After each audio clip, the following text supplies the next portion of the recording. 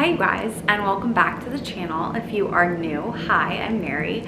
I post fashion, beauty, and health and wellness videos. And today I wanted to sit down and just have a really honest chat with you guys about my past struggles with food, my current struggles with food, my issues with body image, and seasonal depression. So a lot of light things, no, a lot of heavy topics, but also things that I think, honestly, like everyone that I've encountered experiences all of these issues, especially a lot of females that I've encountered on the first two. So I just wanted to talk about it because this is a place for, like, I want my channel to be a community and I want it to be like a safe space, in all honesty. And so I want you guys to feel comfortable sharing things with me. And so I want to be as transparent and clear and open as I can be with you guys. So first of all, disclaimer, not a doctor. I'm sharing my own personal experiences, and I know that everyone has very different experiences, but I find that when we share our own hardships, we're able to relate on a different level. So let's just start by talking about seasonal depression, because I don't know about you guys, but this past, I want to say like month, ever since the holidays kind of wound down, has been really difficult for me, as it is pretty much every year, honestly. But I mean, the sun's actually out today, which feels so good, but the sun hasn't been out. I've spent a lot of time inside, and I've spent a lot of time alone. So just that right there is kind of a breeding ground for like massive anxiety for me. So I also feel like I'm in a place in my life where I feel like there's so much uncertainty, even though there's never that much uncertainty. We always just make it up in our heads, kind of. But I've just felt stuck. And so obviously, like, the state of the seasons isn't helping. But if you guys are experiencing any sort of seasonal affective disorder, or seasonal depression, or just heightened anxiety around this time, I just want you to know that you're not alone. Everyone's feeling this way. And second of all, it's okay. And also, like, January is a hard month. And rather than making it like New Year, let's go, and putting all of these expectations on yourself, I challenge you to, and this is what I'm challenging myself to do. I sound like I'm like Ed Milet giving a motivational talk, but what I'm saying is I've been challenging myself, and I think that it'd be really good to hear, probably, that like January is the month of hibernation. My mom said that to me like a week and a half ago when I was like, Mom, I just feel like I'm not doing enough. Like, I feel like no matter what I do, it's not enough. I feel so lonely. I feel so paralyzed. And she was like, Mary, you just need to be for a second. Like, read your book, lay on the couch. Like, it's okay. You don't always have to be running around, and you don't always have to be checking everything off the to-do list and all of that. Sorry if you can hear the sirens. I'm obviously in Chicago. But so first of all, before you like are panicking and being like, oh my God, I didn't hit this New Year's resolution and this goal, whatever, it's January. This month is designed to be a month of hibernation. So I just want to say that. And second of all, I think another thing with seasonal depression and seasonal affective disorder, all of those things, is leaning into what feels good. And so that's something that I've kind of been learning as January has progressed, is not what's supposed to feel good, but actually what feels good. So for example,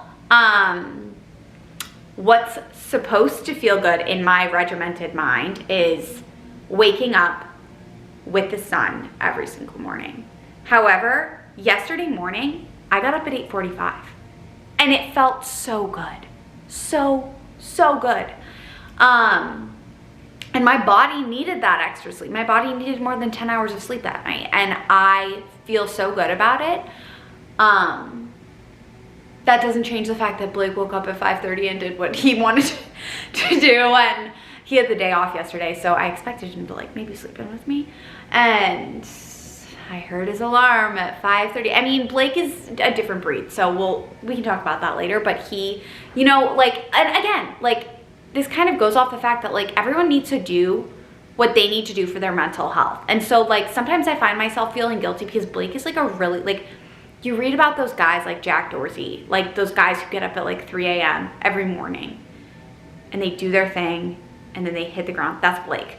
And so sometimes I feel like guilty that that's not me. But this has been a great experience this month of January in leaning into what feels good for me, not what's supposed to feel good for me, aka what other people are doing. So that's been a huge thing for me, is like what feels good. Like for some reason, even if I'm reading something that's not like productive, aka like not a self-care, anything is productive, to be completely honest, that whatever. But if I'm reading something that's like a romance novel or something, I feel more productive reading than I do watching a show or watching a vlog. But lately I've been like wanting to watch a show at like 5:30 p.m. rolls around, and I'm not gonna start cooking dinner yet because Blake won't be home till like 8. So like I have maybe an hour and I don't really feel like reading. So I've been watching a show or like putting on a movie, or like literally the other night I watched Real Housewives and I really enjoyed it, and like that's okay. And it's starting to make me feel good. Like I'm starting to feel better. But even though I'm doing these things like sleeping in and maybe like watching some Real Housewives, I'm still keeping a routine that I know keeps me grounded and that I actually enjoy. But I also think that it's important to decipher between what you actually enjoy and what you think you should enjoy. So that's what I was just talking about, like kind of expectations versus reality. Like, do you actually enjoy getting up and doing your routine in the morning, or do you just go through the motions? Like for me, I genuinely enjoy it. It's like literally my mornings are my favorite part of the day. And reading in bed is my second favorite part of the day. Like, and doing my little gratitude in bed and all of that. Like, actually, no, dinner's my favorite part of the day with Blake. I love that part of the day. But anyways, decipher between what you actually love and what you think you should love, and go with what you're actually loving. And I can guarantee that will help with any sort of feelings that you're feeling right now. Because I've been here, like, winters have been really rough for me for my whole life. Like when I was younger, I had really bad OCD, and the winters were always a really, really hard time for me. Like I send my past self love, you guys, and like I encourage you to do that too. I find that some people that are very close to me will hate on their past self a lot, and it makes me so sad because it's like, but that person got you to where you are today. And for me, like, oh my God, Mary, sweet Mary, like, and that's what I would encourage you to do, is like put your hands on your heart and like, sweet whatever your name is, like it's okay, you know, like sometimes you just have to be your own mom. You have to nourish yourself. But anyways, so like my past self, like winters have always been rough for me. Okay. So that's kind of the first little snippet of what I wanted to talk about. I hope that I touched on like enough of that, but we can always talk about it like more. And like if you have any specific questions, like I have been loving like sitting down and just like filming me talking, like kind of podcast style, but I'm not gonna start a podcast at this moment. I've had some people like asking me, and I'm like, no, I gotta stick with what I've got going. And I don't want to spread myself too thin. But I do love doing these kind of videos. So that's kind of the first thing I wanted to talk about. And then kind of segueing into that is like me talking about my past and my past self and sending my past self love. And I wanted to talk to you guys a little bit about body image and my past issues with disordered eating. Also, I need to put if this is triggering for you, if you are recovering from an eating disorder, if you are in the midst of an eating disorder or disordered eating, and you think that me speaking about my experiences will trigger you, maybe just the rest of the video is going to be kind of focused on body image type stuff. So you got some good seasonal depression stuff out of it. So let's leave it at that. I don't know. I mean, I just wanted to put that trigger warning on for people. But regardless, food and like over exercising and body image and body dysmorphia, all of these things are so prominent. I could say right now, but I think they've always been prominent. And I don't know many people, many women that I've been around that haven't struggled with this.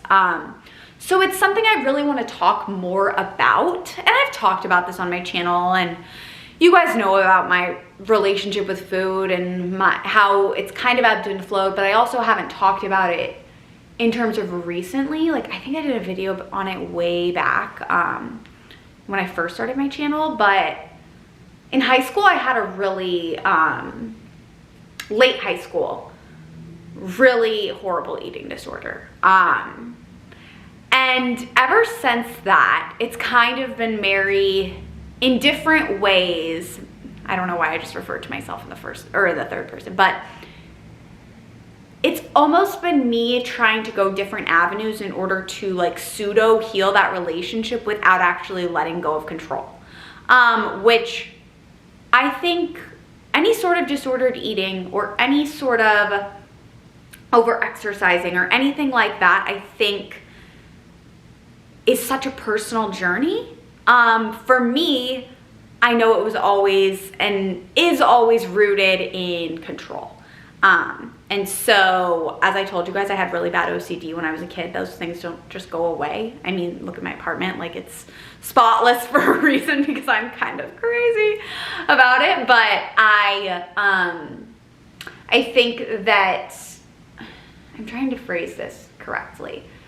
My OCD has ever since like high school, rather than manifesting in other ways, like, I mean, like you guys, I don't know how much you know about OCD, but like in kids, it can be things with like counting. Like for me, it was like I would have to touch something an X amount of times. And like, if you listen to that and you're like, oh my God, she's crazy, then like, that's really sad because it's really heartbreaking to know that like a lot of kids actually deal with OCD.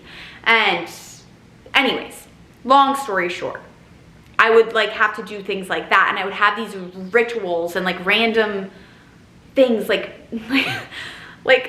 my friends could never sit on my bed. Like that was a thing. Like, and I wouldn't even let people in my room. Like it was so, like I asked my mom the other day, I was like, were you alarmed? And she was like, no, we just thought you were super clean.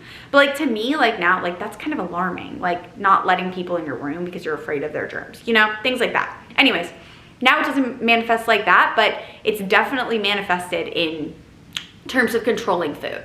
And so as my relationship with food kind of progressed and as I got into college, it stopped being about the quantity of food. And so like to other people's eyes, I didn't like have a quote unquote eating disorder anymore because frankly, I didn't look anorexic.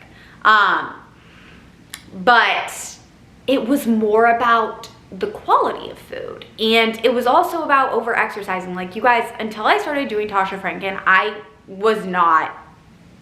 didn't have a healthy relationship with exercise because I was working out so much. Like I don't think it's healthy to be doing like 2 high intensity yoga classes a day or even just 1 yoga class a day every single day. Like I think an hour of exercise is actually like extraneous on the body.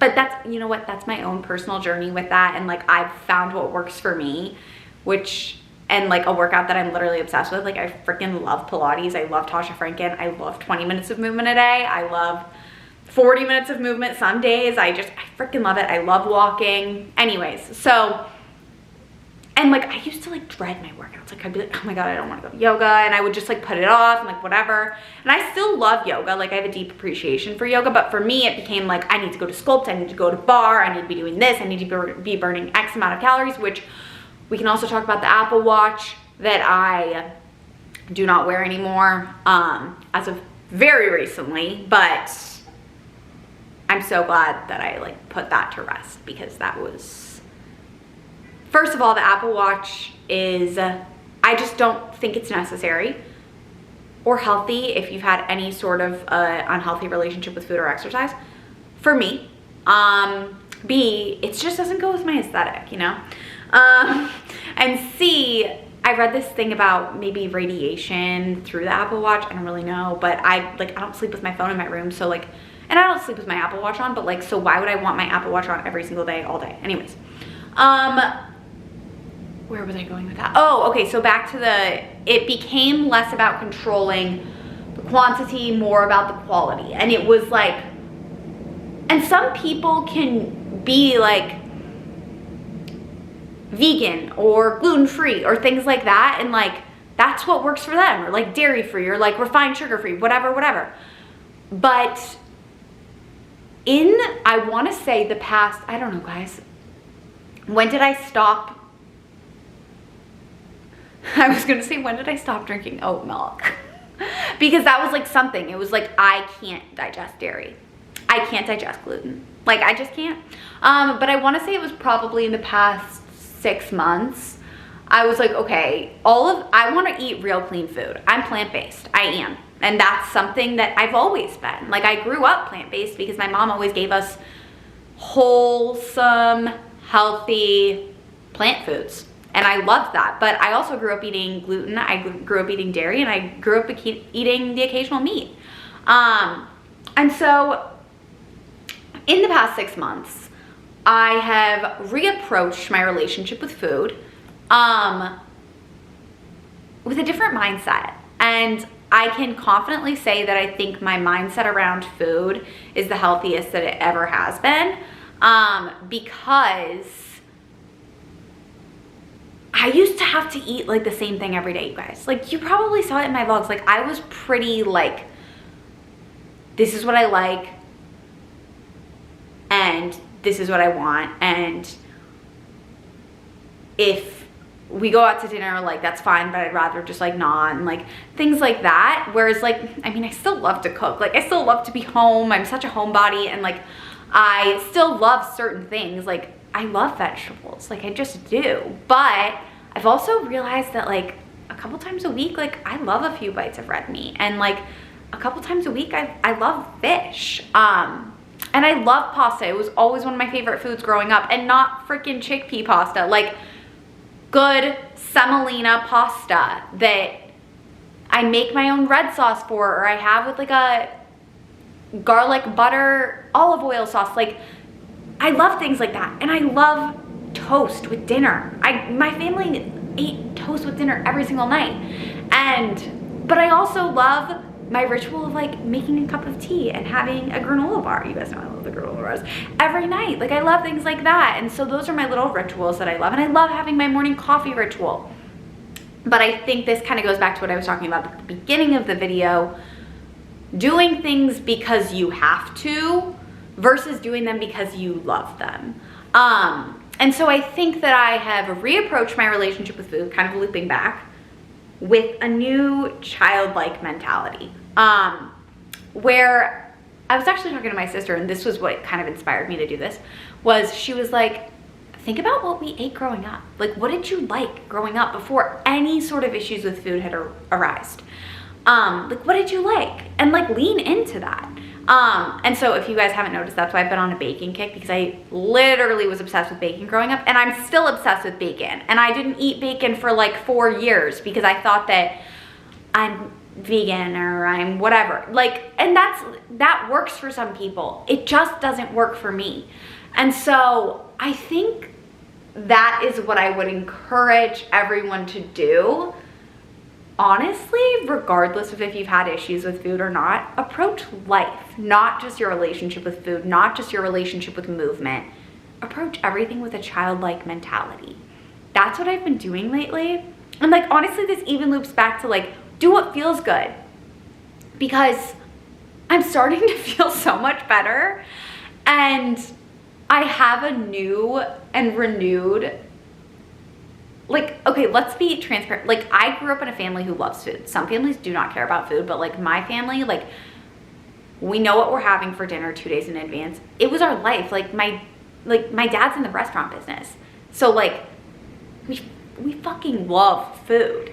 And I think for a while I hated food because, and it wasn't even that I wasn't eating food. Like that was only a brief stint of my relationship with food, but like it was more so that I just felt like the foods that I could eat were so limited, and I was so out of tune with my intuition that like I thought that the only foods that I wanted were the foods that I could eat, that I'd like said were like in my head subconsciously were okay.